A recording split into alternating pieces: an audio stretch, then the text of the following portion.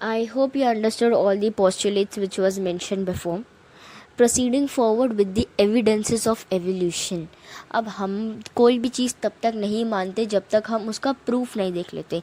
So when Lamarck and Darwin they put forward this theory of evolution कि भाई evolution हो रहा है, human beings और बहुत सारे अलग अलग species transform हो रहे हैं over ages and generations, तो all the people they asked for proof. उन्होंने बोला अब इसका एविडेंस क्या है. ठीक है, if you want will believe कि ठीक है evolution occurs, okay, but what is the evidence of evolution. So then they stated few evidences which supported that really evolution occurred. So let's take a side at what these evidences were. So the first and the most basic format of the evidence was, यानी हर evidence यही बोल रहा था कि all living things are related. सारे living things एक दूसरे से रिलेटेड है. क्यों रिलेटेड है? बिकॉज ये सब एक कॉमन एंसेस्टर से आए हैं. ओके, लाइक हम अपने ग्रेट ग्रेट ग्रेट ग्रैंडफादर से भी थोड़े बहुत रिलेटेड होंगे. क्यों? क्योंकि उनका भी जीन हमारे अंदर आया होगा. हमारे फोर फादर्स से, हमारे एंसेस्टर्स से, हमारे फोक से उनका भी जीन हमारे अंदर आया होगा. So that is why all these living things they are correlated because they share a common ancestor. ये सारे एविडेंसेस बताए. अब हम देखते हैं कि कैसे उन्होंने ये बताया. So these are the few mentioned evidences that we will see one by one, starting from the morphological evidences. अब मॉर्फोलॉजिकल एविडेंस क्या बताता है? कुछ एनालॉगस स्ट्रक्चर बताता है. एनालॉगस स्ट्रक्चर का मतलब है कि इनके पास एक जैसे दिखने वाले स्ट्रक्चर है. जैसे कि यहाँ पर आप देख सकते हो, शार्क एक फिश है, पेंगुइन एक बर्ड है, डॉल्फिन एक मैमल है. ये लोग तीनों अलग अलग क्लासेस के हैं, अलग स्पीशीज़ हैं, बट क्या होता है, they all share the same kind of appendages. यानी इन सब के जो फिन्स है, विंग्स है, ये सब स्ट्रीमलाइंड एपेंडेजेस के अंदर है. So kids, this means that similar appearance of appendages are there, but they are of different species origin. जैसे कि आप देख सकते हो, एक बर्ड है, एक मैमल है, एक फिश है, लेकिन है तो इनके एपेंडेजेस का जो लुक है, मॉर्फोलॉजी है, वो सब सिमिलर है. एंड मे ऑल्सो और may not serve a similar function. यानी या तो ये एक सिमिलर फंक्शन सर्व कर सकते हैं या नहीं भी कर सकते हैं. जैसे कि पेंगुइन एक बर्ड है, बर्ड के पास क्या होते हैं? विंग्स होते हैं. वो क्यों होते हैं? ताकि वो लोग फ्लाई करें. फिशेस के पास फिन्स होते हैं, जैसे कि डॉल्फिन है, शार्क है, इनके पास फिन्स है, फ्लिपर है. ये लोग क्या करते हैं? ये लोग उड़ नहीं सकते, but they can swim. It enables them to swim. So that is why the function may be similar or may not be similar, but the appearance is similar and they are not of the same species origin. इन सब का species वाला origin अलग है. ये लोग सब अलग अलग अलग अलग classes को belong करते हैं. So wings used for flying, but not in the same clade simply because of their ability to fly.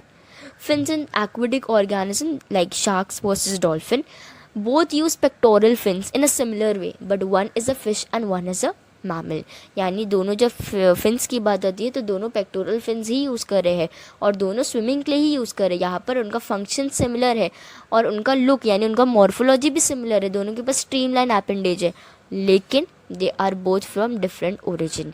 तो इसका क्या मतलब होता है कि भले हम अलग अलग स्पीशीज़ हो, लेकिन हम सबका एंसेस्टर एक था. इसीलिए आज भी हमारा जो थोड़ी बहुत सिमिलैरिटी एग्जिस्ट करती है. एक बर्ड अलग है, फिश अलग है, मैमल अलग है, ये लोग तीनों अलग है, लेकिन इन सबका एक कॉमन एंसेस्टर था. That is why they all show same streamline appendage. Next is what we have is anatomical evidences. So what do you mean by anatomical evidence? Now anatomical evidence say that part of different organism have similar structure, similar embryonic development as well, but उनका function अलग होता है. यानी structure similar है, morphology उनका अंदर का जो एनाटॉमी है वो सिमिलर है, बट उनका फंक्शंस डिफर होता है. ऐसे स्ट्रक्चर्स को हम होमोलोगस स्ट्रक्चर्स भी बोलते हैं. Like for example, if you see in this picture, you have a human hand, whale's flipper, wings of a bat, forearm of horse. ये सब है तो forearms ही, यानी सबका स्ट्रक्चर सिमिलर है. हमारा जो अंदर का बोन स्ट्रक्चर जो हमारे हैंड के अंदर है वो सेम बोन का अरेंजमेंट उनके हाथ के अंदर भी है. बट इन सबके जो हैंड्स है, सबके जो फोरलिम्स है, दे आर मॉडिफाइड. हमारे केस के अंदर ये हैंड हो गए, एक व्हेल के केस के अंदर ये फ्लिपर हो जाता है, एक बैट के केस के अंदर ये विंग्स बन जाते हैं और एक हॉर्स के केस के अंदर ये उसके फोर आर्म बन जाता है.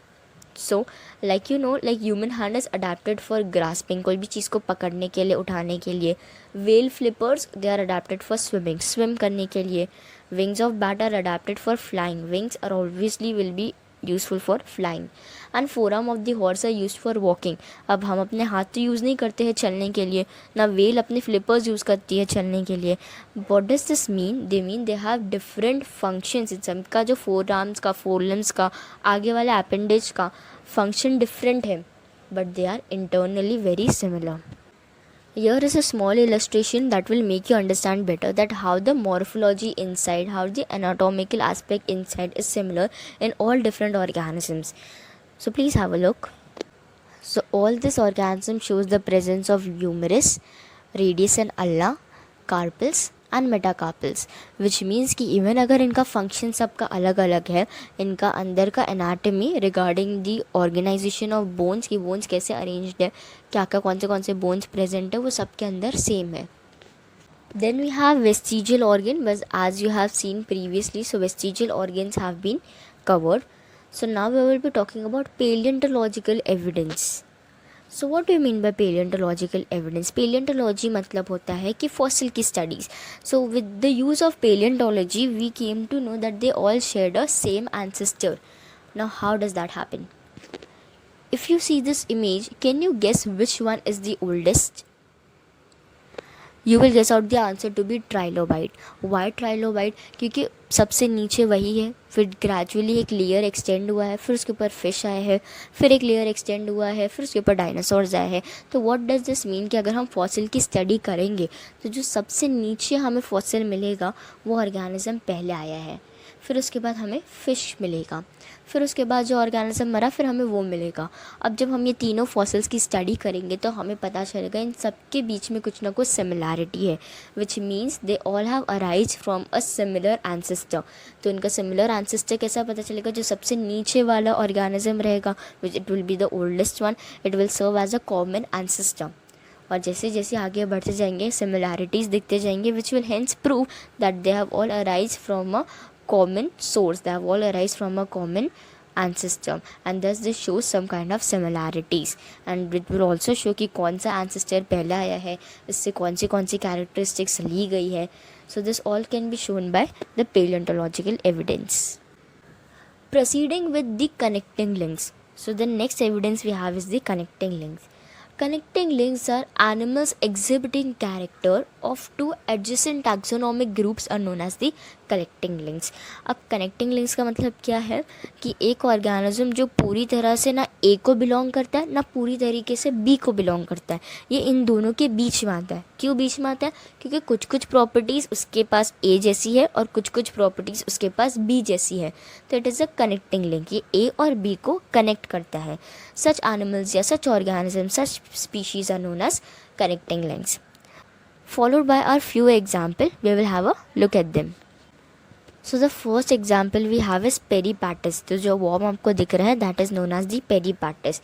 It is a connecting link between arthropods and annelids. तो arthropods और annelids के बीच में ही आता है क्योंकि इनके पास दोनों तरह की फीचर्स हैं.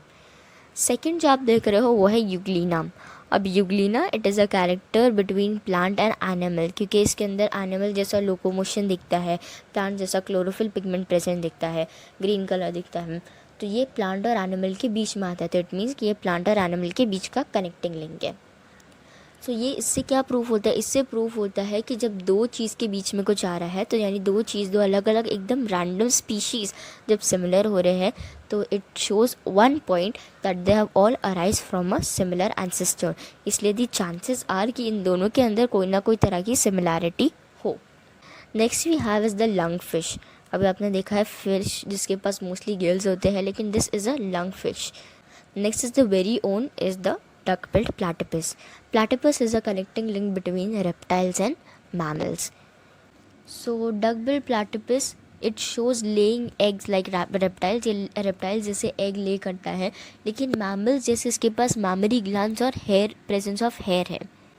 Here are a few more examples and as well as the review of what we have seen previously in connecting links. So please refer to it once. Moving on to the very next is the embryological evidences. So what does the embryological evidences state? For that, we will take an example. So take a look. Here we have the embryo of fish, salamander, tortoise, chicken and human. तो जैसे आप 5 के पास देख सकते हो, ये लोग सब अलग अलग स्पीशीज़ है. ये एक फ़िश है, एक सैलमेंडर, एक चिकन, ह्यूमन, टॉर्टोइस, सब अलग अलग है ना. बट जैसे आप इनका अर्ली एम्ब्रियोनिक स्टेज देखोगे, तो आप जैसे इसका फर्स्ट रो देखोगे, आप देखोगे कि इन तीनों पाँचों को देखकर, इन पांचों एम्ब्रियोज़ को देखकर आप बता नहीं पाओगे कौन सा एम्ब्रियो कौन सी स्पीशीज़ को बिलोंग करता है. क्यों? क्योंकि ये सब एक जैसे दिख रहे हैं. इन सब के पास गिल स्लिट्स है, टेल है. तो ह्यूमन के अंदर भी गिल स्लिट्स है, टेल है, जो फिश से लेके ह्यूमन तक प्रेजेंट है. यानी एम्फीबियन से लेके मैमल्स तक गिल स्लिट्स और टेल प्रेजेंट है. सो जब when you see all these early embryos, you cannot make out कौन सा एम्ब्रियो कौन से स्पीशीज़ को बिलोंग करता है, which again points out to a very same point that they have all come from a same ancestor. इसलिए उनका जो एम्ब्रियोनिक डिविजन है, एम्ब्रियोनिक ग्रोथ है, वो सब पहले जैसा, सबका एक सिमिलर है. कोई कोई अलग वे में या कोई अलग शेप में, अलग पैटर्न में ग्रो नहीं हो रहा है. इन सब का एक बेसिक स्ट्रक्चर है, एक कर्व्ड लाइक स्ट्रक्चर है, which represents all the different kind of species, and it is similar for all the species. So this is known as the embryological evidence. So okay, that is it with the evidences of evolution. Now we shall proceed with the human evolution. So we will take a look at how human evolution happened, and over years what were the different species that evolved. Beginning with human evolution, we first have Australopithecus africanus. They were small statured, had a height about 3.4 to 4 feet, and have a very small cranial capacity about 450 to 600 cubic centimeter. Proceeding next is Homo habilis. Homo habilis represented first man-like ancestors, which about 4.5 to 5 feet tall. Then we had Homo erectus. They were the first ancestors to hunt and use fire. As it proceeded, the height increased and so did the cranial capacity. Since they stood with upright posture, they were named as Homo erectus. Followed by the Neanderthal man. Neanderthal man has greatest cranial capacity. It shows prominent structure, erect posture, and it had less hair on their body. With a more advanced version of Neanderthal man, we had Cro-Magnon. Cro-Magnon had a height about 5.5 to 6 feet. The cranial capacity was again 1450 to 1600 cubic centimeter. Last but not the least, we had were Homo sapiens. Homo sapiens were most advanced form of the evolution. They show the highest version of cranial capacity and height, with erect posture, bipedal locomotion, and much more. Thank you so much for watching. Stay safe, stay home, and keep learning.